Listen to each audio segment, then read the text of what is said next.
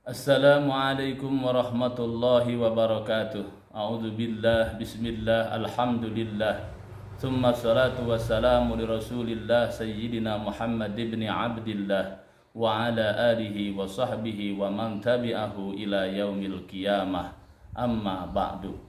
Saudaraku yang dimuliakan Allah Subhanahu wa taala, segala puji, berikut pujaan dan juga pujian adalah hak Allah, punya Allah, miliknya Allah, yang kembali Allah dengan kudrah dan iradahnya, kuasa dan kehendaknya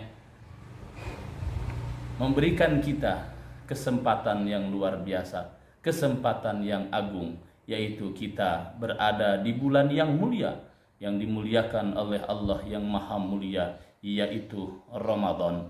Dan siapa saja yang memuliakan Ramadan, maka Allah pun akan memuliakannya.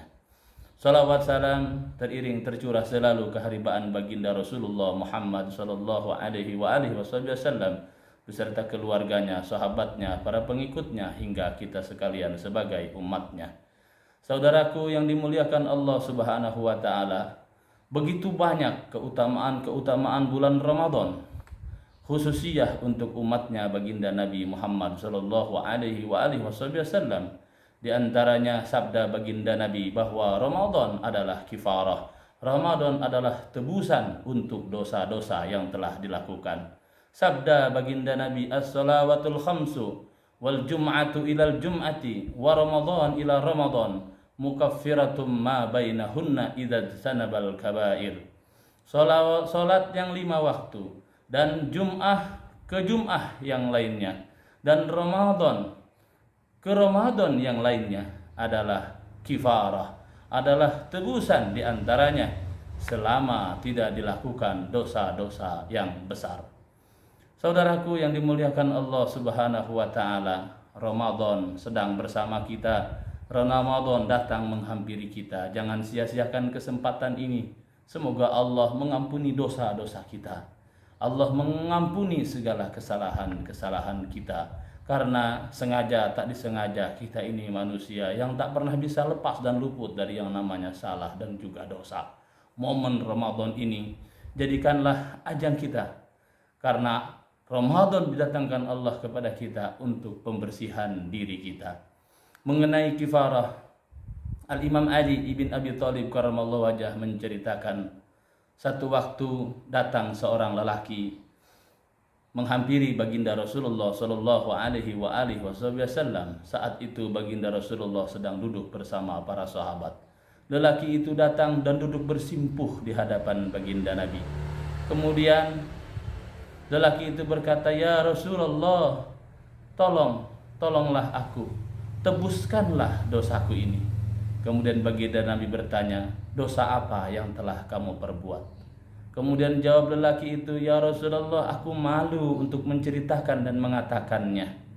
Jawab baginda Nabi, "Wahai fulan, engkau malu mengatakan perbuatanmu kepadaku, sementara engkau tidak malu mengerjakan dosa itu di hadapan Allah Subhanahu wa taala, sedangkan Allah pasti melihatmu, Allah pasti mendengarmu, dan Allah pasti memperhatikanmu. Kenapa kau malu kepadaku? Bangunlah, kemudian pergilah jauh-jauh dari kami. Kami tidak ingin terkena azab karena perbuatanmu itu. Pergilah." Kemudian lelaki itu beranjak pergi dengan keadaan yang putus asa teramat sangat sambil meneteskan air mata. Tak selang berapa lama datanglah malaikat Jibril alaihissalam menegur baginda Nabi sallallahu alaihi wasallam, "Ya Rasulullah, kenapa engkau usir orang yang meminta penebusan dosa kepadamu, sedangkan dia mempunyai kifarah, dia mempunyai tebusan untuk dosa-dosanya?" Kemudian baginda Nabi bertanya kepada malaikat Jibril, "Ya Jibril, apa tebusan orang itu?" Kemudian kata Jibril, "Ya Rasulullah, si fulan itu di rumahnya punya anak kecil, dan setiap kali dia pulang, anak itu selalu menyambutnya. Dan dalam kepulangannya itu, si lelaki itu tidak kosong tangannya, kadang membawa makanan atau kadang membawakan mainan untuk anaknya itu, sehingga anaknya itu senang sehingga anaknya itu tertawa riang. Dan senangnya anaknya, tertawa riang anaknya karena hadiah yang dibawanya itu adalah kifarah bagi dosa-dosa lelaki tersebut. Saudaraku yang dimuliakan Allah Subhanahu wa taala, dengan kisah ini jangan sepelekan kebaikan sekecil apapun. Jangan sepelekan amal sekecil apapun, karena kita tidak pernah tahu ridhonya Allah ada di mana. Dan jangan sepelekan dosa sekecil apapun, karena kita tidak pernah tahu murka dan laknatnya Allah itu ada di mana. Demikian, semoga bermanfaat. Hadanallahu wa iyyakum ajmain. Wallahul muwaffiq ila aqwamit thoriq. Wassalamualaikum warahmatullahi wabarakatuh.